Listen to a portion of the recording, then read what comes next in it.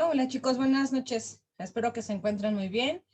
Bueno, como saben, está programada en la plataforma. El día de hoy, pues tiene verificativo esta clase de Historia del Derecho, la cual, pues bueno, es fundamental para todo abogado poderla conocer.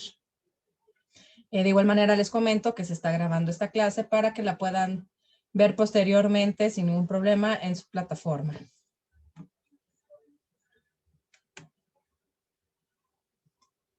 Pues dentro de esta historia del derecho vamos a ver cuál es la origen y la misma definición de lo que viene siendo el derecho. Y pues bueno, tenemos aquí claramente que la palabra del derecho proviene de la palabra justitia, que significa justicia. Celso lo define como el arte de lo bueno y lo equitativo, es como se ve, una definición idealista del derecho incompleta e imprecisa.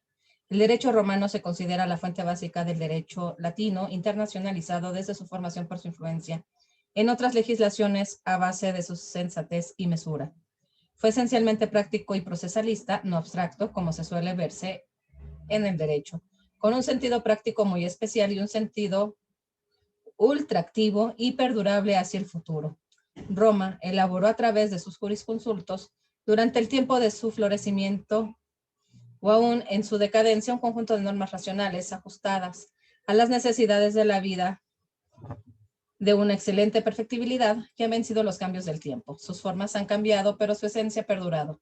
Su perdurabilidad y universalidad la dio el llamado derecho pretoriano, cuando, con sentido justiciero y pragmático frente a la configuración de nacionalidades que las conquistas romanas originaron y la concepción del derecho natural, se establecieron normas abiertas, sensatas, comprensivas y racionales, organizadoras de las sociedades posteriores, en especial en cuanto a las relaciones de la vida civil. ¿Qué clasificaciones vamos a encontrar dentro de lo que es precisamente el derecho romano? Pues bueno, tenemos lo que es el jus publicum, que se define como aquel derecho que se refiere a la constitución y organización de los magistrados, así como el derecho sagrado y sacerdotal.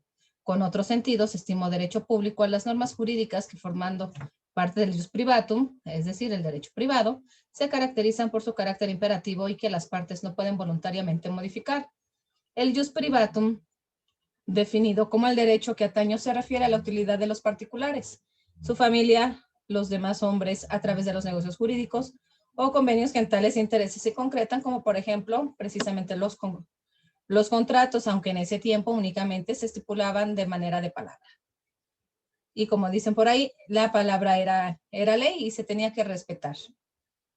Con el cambio de las sociedades, pues bueno, ya se vio la necesidad de que estas se realizaran por medio de escritos, los que ahora conocemos como contratos, que de igual manera, pues bueno, si no se logran o se lograban también en ese tiempo ponerse de acuerdo o había incumplimiento por alguna de las partes, pues se necesitaba acudir con un tercero para que pudiera dar una solución al respecto. El jus naturale o derecho natural, este concepto romano no difiere esencialmente del que ofrecen los juristas burgueses, desechando a Ulpiano, que exagerando la concepción idealista postula la existencia de un derecho que la naturaleza enseña a todos los animales, los que nacen en la tierra o en el mar y no es propio solamente del hombre. Pablo ofrece una definición imprecisa, es el que siempre es bueno y equitativo. En este sentido, Ulpiano, pues también dentro de sus definiciones de derecho, nos enseñó que es darle a cada quien lo suyo. Un término, pues, de alguna manera bastante abstracto. ¿Por qué? Porque, ¿qué es lo que es de cada quien? ¿Sí? Dice, darle a cada quien lo que le corresponda, a cada quien lo que es suyo. Pero, ¿qué es eso que le corresponde a cada quien? Entonces, en estos puntos, pues bueno, los podemos ya perfeccionar un poquito ese concepto, diciendo que es darle a cada quien lo que le corresponde conforme a derecho y conforme a lo que se está precisamente demostrando en cada uno. Es decir, en cuanto tengamos una litis que queramos hacer valer un derecho, pues lo tenemos que comprobar para que entonces sí, sin ningún contratiempo, pues le podamos demostrar al juez precisamente que ese bien nos corresponde. ¿Y cómo? Acreditándolo por medio de las pruebas. Se encuentra entre los juristas romanos una invariable coincidencia que afirma la existencia de un derecho natural anterior a la sociedad, imputable y nacido de la razón misma. Este se presenta como un derecho ideal que a veces se plasma en el derecho positivo y otras no, es decir, como una aspiración que no siempre se alcanza. El ius civile, derecho civil, se le aplicaba a los ciudadanos o civiles. El ius gentium, derecho de gentes, se le aplicaba también a extranjeros. Surge cuando la expansión territorial de Roma durante el periodo republicano, donde aparecieron extranjeros que participaban en la vida económica romana. Aunque los romanos recibieron en la elaboración del derecho de gentes la influencia de las legislaciones de otros pueblos, principalmente del Mediterráneo, ese derecho fue genuinamente romano.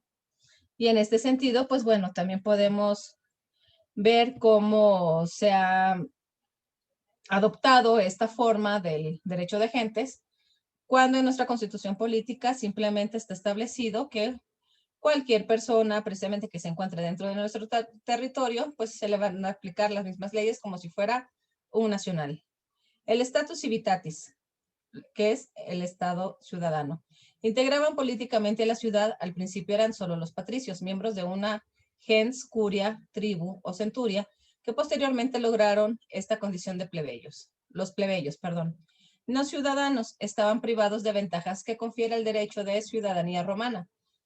Latinos, viejos, coloniales, junianos, peregrinos, dedicticios. Peregrinos eran los habitantes de países que se han celebrado tratados de amistad con Roma o que se han sometido a la denominación romana, reduciéndose al estado de provincia. Los dedicticios eran los enemigos de Roma que habían luchado contra ella y se habían rendido a discreción. Elementos de última escala social, no podían vivir en Roma ni a 100 millas de ella y no fueron comprendidas dentro de la constitución de Caracalla, so pena de ser muertas impunemente. Los latinos eran peregrinos tratados con más favor, para los cuales se habían acordado ciertas ventajas comprendidas en el derecho de ciudadanía romana. La latinidad en Roma fue una condición jurídica intermedia entre el ciudadano y el peregrino. Los viejos eran los habitantes de los pueblos que un día integraron la Federación de Lacio. Tenían condiciones muy parecidas al ciudadano, carecía solo de derecho de honor. Luego se les dio la ciudadanía en 90 y 89 y se le concede ciudadanía a todos los habitantes de Italia. Los colonos eran los habitantes de las colonias fundadas por Roma. Tenían derecho al comercio y al sufragio. Los junianos eran los esclavos manumitidos de manera no solemne. No tenían derecho a otorgar testamentos, ni a recibir herencias, ni ser tutores. Por esa razón se dijo siempre, de ellos que vivían libres y morían esclavos. Entonces vemos que todas estas clasificaciones de las personas en Roma, pues cada uno tenía diferentes derechos y muchas obligaciones precisamente para cumplir con el Estado romano, pero siempre y cuando se limitaban y estaban limitados a poder ejercer ciertos derechos. En el caso ya de los esclavos, de los plebeyos, pues bueno, ni siquiera eran tan considerados como personas y obviamente tenían más obligaciones y casi nada de derechos. En este sentido también lo que es la cosa, los objetos, los bienes, pues tenemos una gran aportación de Roma. Entonces vamos a ver que la cosa en sentido jurídico es aquello que puede satisfacer necesidades vitales del hombre, por lo que se denomina jurídicamente bien. En este sentido, la cosa constituye tanto el presupuesto como el objeto de determinados derechos y deberes u obligaciones del hombre. De este modo, distinguimos entre persona como sujeto de derechos y deberes u obligaciones y cosa como objeto de los mismos. El intercambio de cosas entre las personas tiene lugar en el tráfico jurídico y es regulado por el derecho. La idea de objeto de derecho implica el problema filosófico fundamental de la distinción o diferenciación entre persona y cosa, toda vez que el objeto de derecho es algo distinto e independiente del sujeto de derecho y que posee un valor, una significación que de algún modo interesa, preocupa o afecte a este.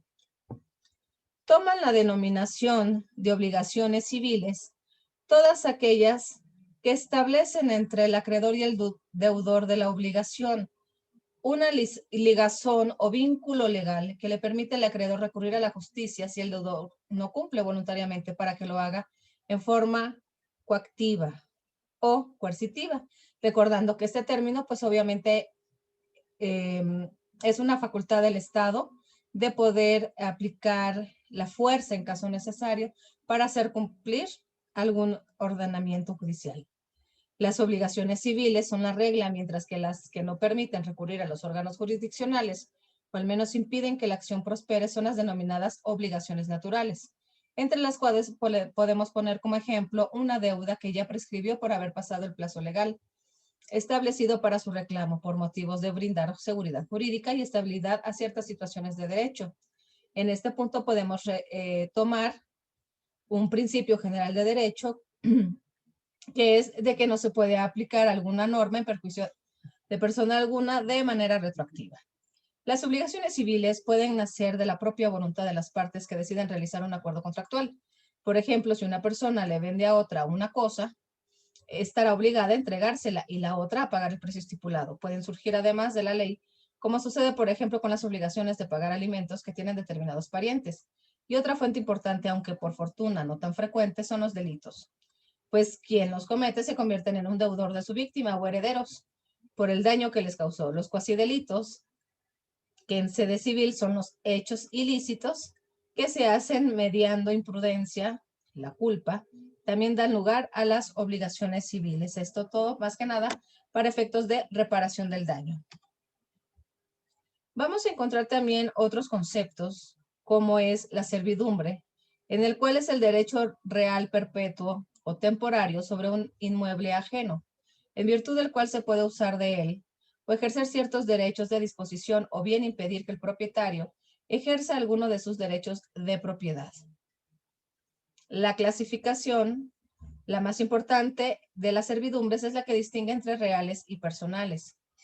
Como caracteres distintivos tenemos los siguientes. 1. Servidumbre real es el derecho establecido sobre un inmueble en beneficio del propietario o poseedor de otro inmueble. Estas servidumbres tienen en mira beneficiar a otro inmueble, generalmente vecino, para decirlo con mayor propiedad, satisfacer las necesidades permanentes de un fondo ajeno. Por ello mismo, el traspaso de la propiedad del fondo dominante de una persona a otra no influye sobre la servidumbre que se mantiene intacta. Se llama heredad o predio dominante, aquel en cuyo beneficio se han constituido las servidumbres, y heredad o predio sirviente, aquel sobre el cual pesan las servidumbres personales o reales. Como segundo punto, el servidumbre personal, en cambio, es la que se constituye en utilidad de una persona determinada sin dependencia de la posesión del inmueble. Una de las formas de servidumbre más comunes, que inclusive se han dado dentro de nuestro país, pues es precisamente, por ejemplo, la servidumbre de paso, que es únicamente que una persona dé permiso a otra de pasar por su terreno con la finalidad de que la primera pueda llegar a su domicilio. Las servidumbres reales, en principio, son perpetuas, duran tanto como la necesidad que las originó. En cambio, las servidumbres personales, por ser inherentes a las personas, se extinguen con ellas, es decir, son vitalicias. Si se trata de personas jurídicas, la servidumbre personal tiene un plazo máximo de 20 años en el derecho argentino, por ejemplo. También pueden ser las servidumbres clasificarse en afirmativas, el in patiendo, y negativas en in non faciendo, en continuas y discontinuas, en aparentes y no aparentes, y en voluntarias y coactivas. Otros caracteres generales de las servidumbres es que son reales o personales, tienen las siguientes. Son derecho que se ejercen sobre el predio ajeno. No se concibe una servidumbre sobre un bien propio, porque el dominio incluye la totalidad de los poderes y ventajas que se pueden obtener de un inmueble. 2. Son de naturaleza excepcional, porque importan una restricción al derecho de propiedad, que en principio se presume ilimitado. Por ello mismo, toda duda sobre la existencia de una servidumbre, sea personal o real, sobre su extensión o sobre el modo de ejercerla, se interpreta a favor del propietario del fondo sirviente. 3. Salvo el derecho de usufructo, las servidumbres son reales personales, son indivisibles. Ante estos temas que acabamos de ver, chicos, pese que aparentemente pudieran ser cortos, pues realmente son bastante extensos. Es de cuestión de mucha lectura, de mucha investigación, y son muchísimos los términos de que debemos de contemplar, y no porque sean términos históricos dejan de carecer de importancia. Todo lo contrario, ya que de ellos mismos, pues precisamente se retoman la mayor parte de nuestro derecho, además de otros países, como los países anglosajones. Pero sí se va derivando, e inclusive muchos códigos retoman figuras de este tipo. Podemos ver que como principios generales del derecho, pues precisamente tenemos estos dogmas, estos principios que todavía no hace muchos años se llegaban a utilizar únicamente en latín. Algo que pues lamentablemente se está dejando en desuso, ya se utiliza más en nuestro idioma, pero no por ello deja de perder la misma credibilidad.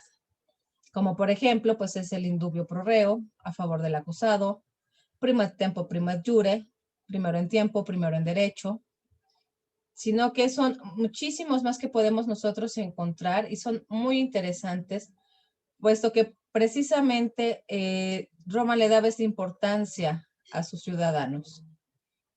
Entonces vale mucho la pena que se tomen un poquito el tiempo de las lecturas, de la investigación de los temas, con lo cual pueden reforzar su mismo aprendizaje. Bueno, en este sentido, este espacio precisamente es para preguntas y resolver dudas sobre los temas y las actividades o los productos a realizar.